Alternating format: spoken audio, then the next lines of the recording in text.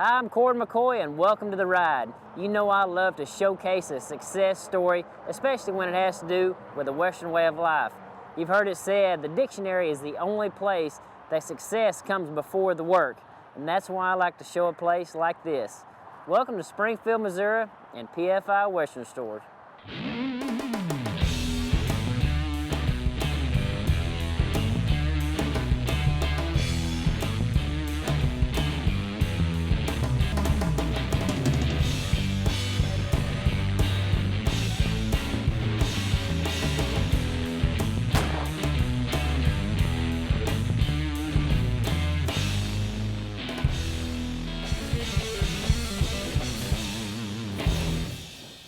This road.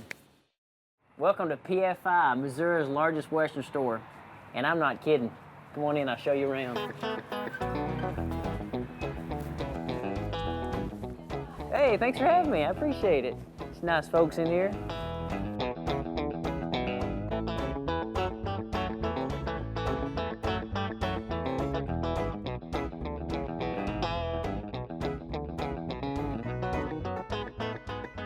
And look at all these boots everywhere.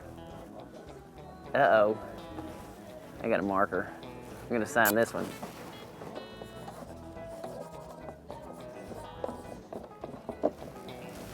One down, 4,000 to go.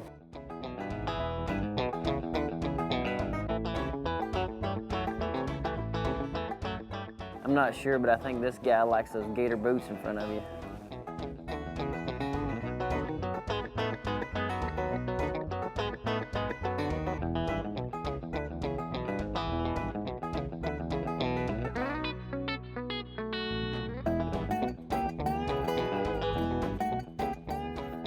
PFI stands for Preferred Farmers Incorporated. We started in 1975, and we started in the feed business. We went out and sold feed. We started in a room with 2 chairs and a table and big hopes, and we knew we had to go out to people that could pay their bill. So we called in a preferred farmer. So we did that for several years, and it kept on going and grew and grew and grew and grew. And we had some shirts and boots to get rid of, and they would come in and liked it, and they paid for them. Well, when we was hauling that $2,000 every time a truckload of feed out to this farmer, he was charging it. It didn't take me too long to figure out that I wanted to be in the want business, not the need business, because anything you want, you pay for. So we kind of shifted. The feed business was great, had a lot of great opportunities to meet a lot of cool families and involved in the agriculture side. And then we started more in the to the western side, and then we just kept on growing. We started on the west side of town, and then 20 years ago we built this building, strictly because we kept on expanding, knocking out walls. We didn't have any more walls to knock out. We were literally out of space. So we said, okay, we need one big flagship store. And when we built it out here, there was nothing out here, and everybody thought we were crazy. I wanted to be on 65 highway. There's a lot of millions of people run down this road every day, and I didn't want to be next to anybody. It worked out perfectly, but now the neighborhood has really filled up and everything is sold, and but we're the sole retailer out here. And that's kind of what I want people to come to our door to buy instead of going to the mall to walk around. So we built it, really cool store, and it's something that we've been very proud of. It's actually 20 years old. Sarah's my wife, and she does love horses. I would go with this one. That one's my favorite. Oh. Sarah, got you a new little pony.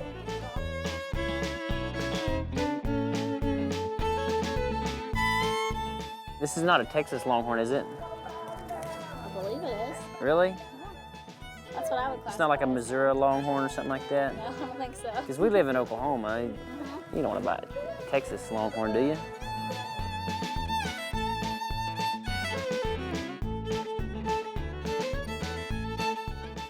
If you have an Oklahoma Longhorn, I might buy it. Is that right?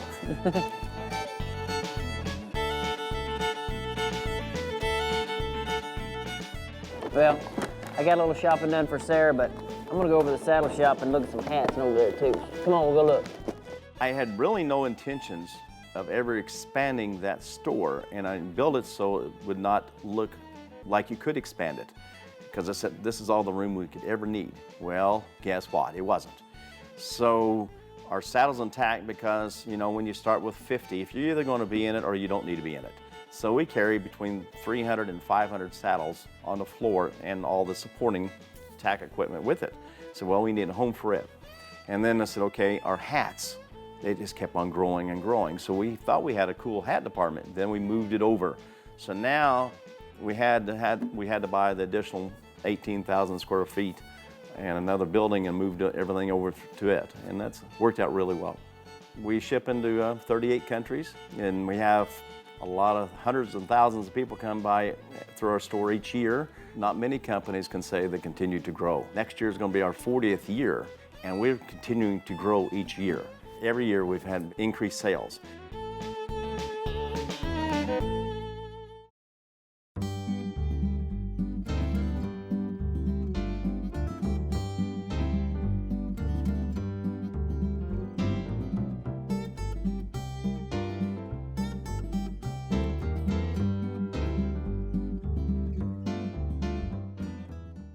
Boot Daddy is something that we created on our TV show. Actually, is where it actually began, with Justin McCoy doing a little fun thing with me on our TV show, and we were highlighting some of our PFI exclusives, which is what they were called back then. And he just started rattling off, "You're like a boot god. You're like Boot Daddy." And you know, it never really stuck till everybody started making fun of me because they went ahead and aired it. They didn't cut that out on the show. So then, you know, we decided to change all of our PFI exclusive name to the Boot Daddy Collections.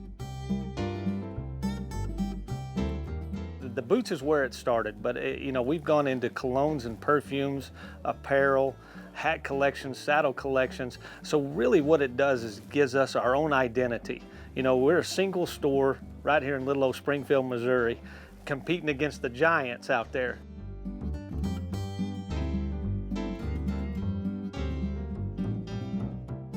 I guess I'm very fortunate that I wasn't raised into the retail environment. I didn't know what to do. I didn't own a pair of boots when we built it. It's more of trial and error, and we've had great success by doing it, but not by the traditional rules of retail. And the only way that we can compete is to have different kinds of inventory. So what we do is we go to the factories, like I fly to Lucchese, Tony Lama, Justin, Anderson Bean, Rios, Mercedes, to say the least. Those are all American-made brands, Cord. I mean, there's nothing better than being able to tout your own brands and partnering and co-branding our Boot Daddy collections with brands that are made in the USA.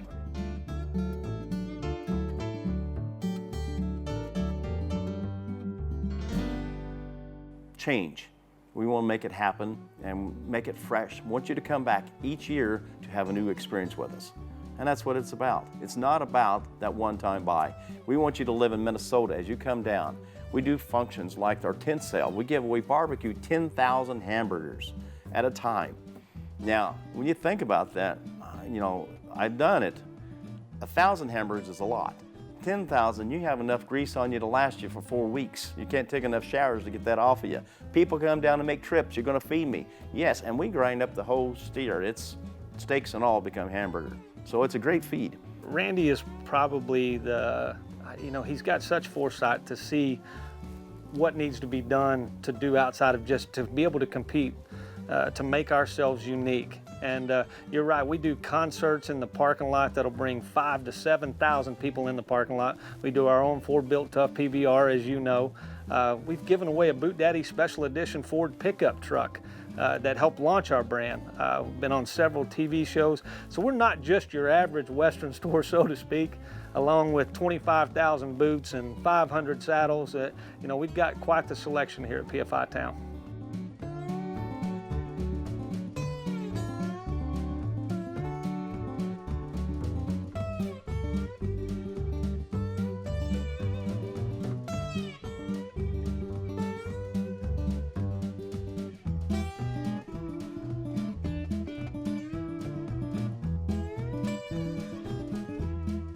There's a lot of sacrifices, a lot of things that we've done here because we built a business on personalities. And it's made it fun, but there's a lot of sacrifices go with that. I wouldn't trade it for anything. but there are a lot of those that you just got to keep growing. My biggest fear always was the fear of failure. And I always keep that in the back of my mind. I always want to be the underdog. You know, a lot of Western stores that have been in business are out of business. And they keep on growing, then they sell, and then all of a sudden they're out of business. And I don't want to be those guys. I want to keep on growing one good one and keep on expanding it through the web, through other avenues that we can make our store better and fun. So I'll celebrate 22 years this year, and really kind of took this job, never worked retail. Grew up in Dallas, Texas, moved up here, and went to work for Randy and fell in love with it, probably 6 months into the job. And I never would have thought I'd be in retail this long. But we're really not retail. There's a challenge every day, and I've been blessed to meet lots of people from all over the world that come through PFI Western Store. Oh, did you know that I actually have been on this bull? Have you ever seen Bushwhacker? I've heard of him. But I've never Oh seen man, him. he's scary. Really? Yeah, like seriously, I got him in Las Vegas, and it's like the first jump, it's like climbing up a mountain, Yeah. and then the second jump, I don't even know which direction his head went, and when I got on him, I think he went right. He's rank. Is he? Yeah, he's rank. I always was a big fan of rodeo. I was a bigger fan of PBR.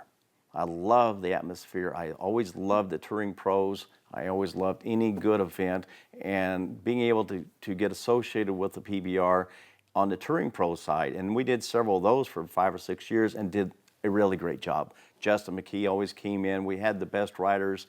It was just a big event. We had it on the MSU campus in their main facility, and then they decided to build a bigger facility. I remember when we got our new arena, well, he said, Anson, now you got arena, what about how are you going to keep those bulls from pushing, and the horses pushing the sides out? And I looked at him, and before I could get an answer out, he said, you need some panels in here. And then he got to work, and he and a friend came up with $20,000 worth of panels. I mean, they bought them. And then that's just the way he is. He sees a need, and then the next thing it's done. I was talking to Randy Bernard and said, how if we did this in Springfield, here's our facility. And the talk was, well, it's a small town. Well, it came down to it, said, okay, why don't we kind of do this together? And if it works, it works. If it doesn't, and so my drive is I'm going to make it work. And I think this is our 5th year of having the Ford Tough Series in JQH Arena, and it's one of their better facilities. We are a 3-day event, and we've got ideas this year to make it better yet. He utilizes our students. He's hired many of our students here in the store, and they come back really enjoying it. But this last summer, we came up with a promotion of which he had utilized several of our students who volunteered quickly. They like to be wearing this PFI Missouri State t-shirt and going all over town to put up posters if it is, or decorate the arena. And this year we also brought in, if you can believe it, 600 high school students to an event that they were all to this event. And we brought them out to our Dar School of Agriculture and fed them hamburgers and had the bull riders to come out there and speak to them. And it was so great to see how those students appreciate and know these guys. Whenever they came out there, 600, and they were all wearing their PFI and Missouri State t-shirts and PBR on the back and the bull, and so it was nothing but just fun. And the town embraced it. The town made it their event, and of course it's a PFI Invitational sponsored by Bass Pro, but the town got behind it, and that's what makes the event happen. And we're going to make certain that we have concerts in front of it. And we just don't bring in C-level. We try to bring in A-level people. We try to make events happen all the time to make the town embrace it, because Springfield doesn't have that much population. And we're going to have sellouts every time. And as long as I can keep that energy and keep that drive going for them and for me, it makes you very proud. You just can't wait. And my saying is always, if you want to sit on the front porch and talk about yesterday, is a time to step off the ship. I'm not there. I want to talk about how we're going to make something better all the time.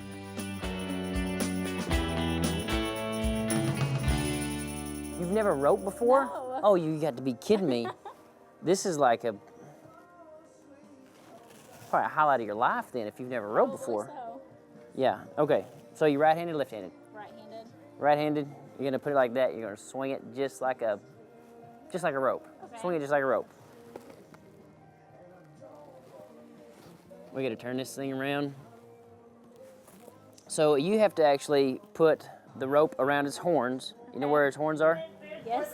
Put a rope around his horns, and then when you turn it left, I have to rope the backside, or the heels. Yes.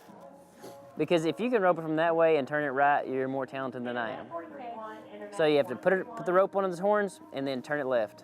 Okay. I've got to get closer. I'm not as good as you are. Gosh. Stick it on him. Stick it on him. Oh, almost.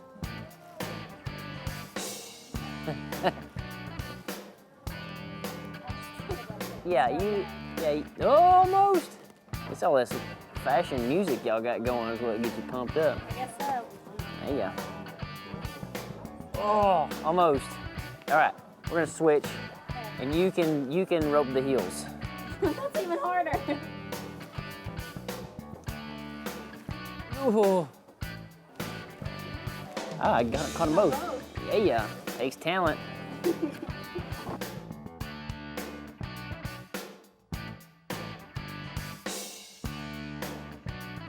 Yo, so close. Oh, ooh, you got it. Yeah, hey, good game. That's we win. We win. One thing that really hits pretty close to home for me is the Ryder Relief Fund, and I know you're involved in it. Huge. Why Ryder Relief Fund? What gets you involved in that? You know, it's really strange. You get to a point in life where it's much better to give than to receive. You know, I don't know how to describe that. When you first start business, you don't have that thought process. You got to look at it into a different light. I always like giving back. We started with kids that can't, and we've done that for years. We do a lot of things silent. We do the concerts, and every concert I've ever done is for a benefit. So people don't realize that, but we give back because it's really a good feeling to give back. Obviously, the Ryder Relief, I think this is my 7th or 8th year on the board, and it's my 2nd or 3rd year as chairman. It costs a lot to help an injured bull rider. People don't realize it. They fall off the radar. They go to the event. The guy gets injured. He doesn't have financial backing. He's left alone. He's going to fall off the page of the earth. He's gone. We got to come back and do something for him. And people don't think about that. And now we're just making more awareness of that. Ryder Relief covers any bull riding event, any sanctioned bull riding event. If they get injured, we can help them. We raise several $100,000 a year just for that. And it's a thing that keeps the sport alive. And plus, you get back down to the human side. And you know a lot of your friends that would be really in bad shape if we didn't help them participate. Randy, he's been to our awards banquet that brings in hundreds of parents and proud parents, I might add, and students.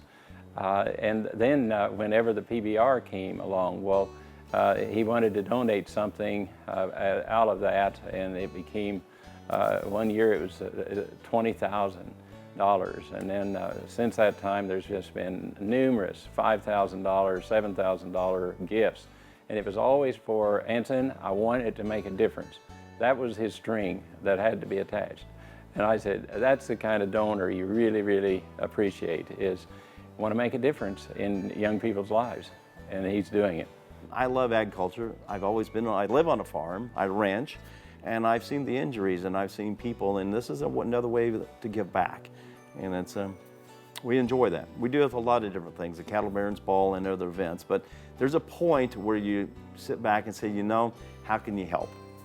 And that's what we do. He's a good businessman, the best promoter I know in this town, and I've said others that I've had him come over speak. People need to know this guy because of the success, the drive, but the caring personality he has. Randy, I sure appreciate you having us in today, man. It's a heck of a store, or I guess I may say stores you've got going now. If somebody else needs to check in on PFI, what do they need to do? All they need to go to is pfiwestern.com or bootday.com and come by and see us. We're on your way down to Branson, stop by. Check it out, enjoy the ride. Thanks so much.